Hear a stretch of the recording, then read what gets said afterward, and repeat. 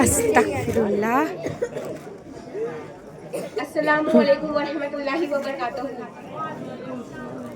नहमदुहु व नुसल्ली अला रसूलिल करीम, अम्मा बाद, फ़अऊज़ु बिल्लाहि मिनश शैतानिर रजीम, बिस्मिल्लाहिर रहमानिर रहीम। अत्तहारतु निस्फुल ईमान, सदक़ल्लाहुल अज़ीम व सदक़ा रसूलुहुन नबियुल करीम, व नहनु अला ज़ालिक लमिनश शाहिदीन व शाकिरीन, वल्हम्दुलिल्लाहि रब्बिल आलमीन।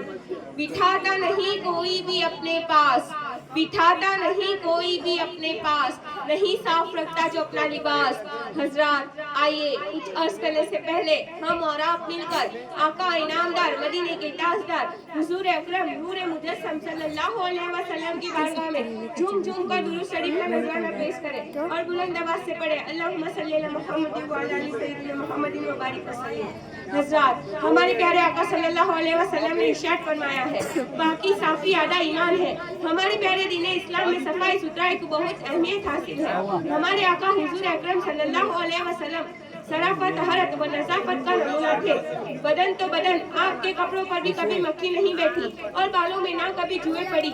मक्खियों की आमद, जुओं का पैदा होना गंदगी व बदबू की वजह से हुआ करता है और आप सल्लल्लाहु अलैहि वसल्लम हर किस्म की गंदगी से पाक है और जिसका अतहर खुशबूदार था।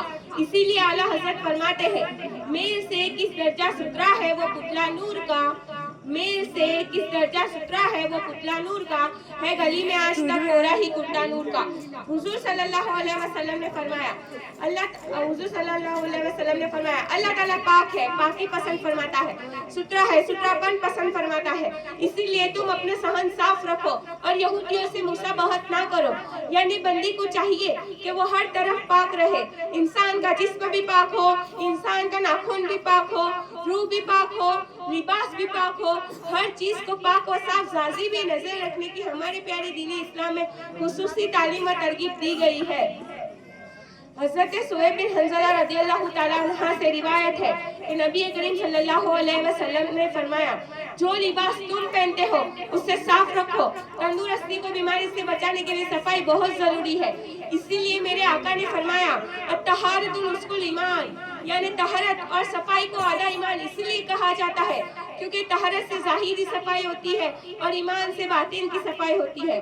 सफाई की अहमियत का अंदाजा इस बात से भी लगाया जा सकता है कि इंसान अल्लाह ताला की तमाम मखलूक में अशरफुल मखलूक़ात में शामिल है। इंसान जैसे ही पैदा होता है सबसे पहले बच्चे को नहलाया जाता है, फिर पाक साफ किया जाता है, फिर पाक कपड़े में लपेट कर अपनी माँ की गोद में दिया जाता है। जबकि बरअक्स जानवर का बच्चा पैदा होता है तो उसकी माँ उसे चाट चाट कर उसे साफ करती है। हज़रात, हर अक्लमंद इस बात से बेखूबी वाकिफ है, अमीर हो या फकीर सभी के लिए सफाई बहुत जरूरी है। सफाई इंसानी वक़्र को सर पता करती है। गंदगी से लोग दूर भागते हैं, गंदे इंसान से लोग नफरत करते हैं। गंदगी इंसान की इज्जत व अस्मात की बेहतरीन दुश्मन है। इसीलिए बदन की पाकीज़गी हो या लिबास की पाकीज़गी हो या घरों की सफाई हो या मोहल्ले की सफाई हो या रास्तों की सफाई हो या बर्तनों की सफाई हो या फर्नीचरों की सफाई हो, चाहे दूसरे साजो सामान की सफाई हो, हर चीज को पाक व साफ जाजी में नजर रखने की हमारे प्यारे दीन इस्लाम में खुसूसी तालीम व तरगीब दी गई है।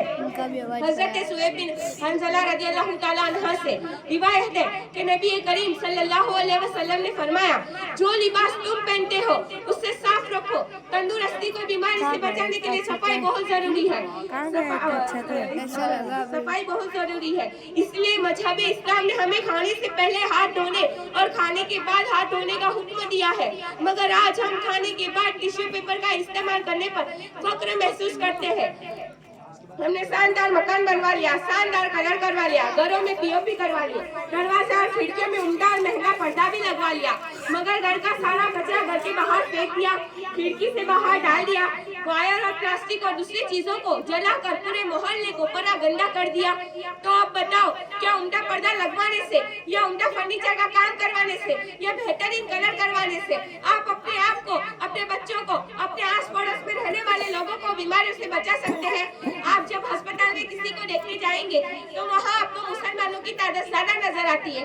आखिर क्यों? सिर्फ इसीलिए कि हमने अपने बदन को, अपने कपड़ों को साफ रखा मगर अपने मोहल्ले को साफ ना रख सके। आप जैसे ही घर से बाहर निकलेंगे, रास्ते में, गली में, चौराहे में, हर जगह आपको गंदगी के ढेर नजर आते हैं। जबकि हुकूमत हमारे सहूलियत के लिए झाड़ू लगाने वाले कर्मचारी रखे हुए हैं। यहाँ तक के गली गली, मोहल्ला मोहल्ला कचरे की गाड़ी आती है। इसके बावजूद आप अपने कचरे को बाहर फेंक देते हैं।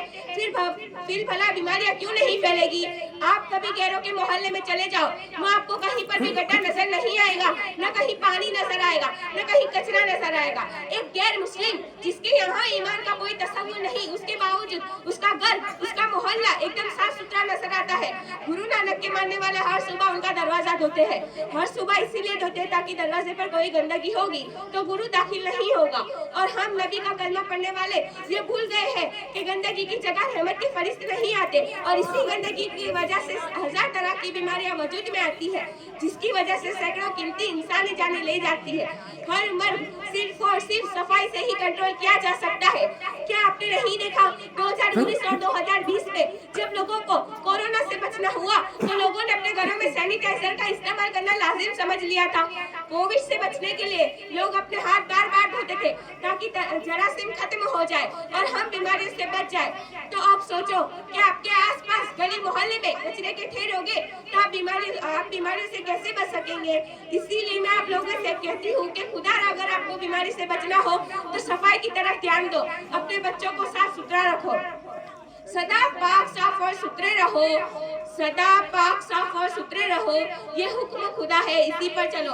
अल्लाह ताला से दुआ है कि अल्लाह ताला हम सबको साफ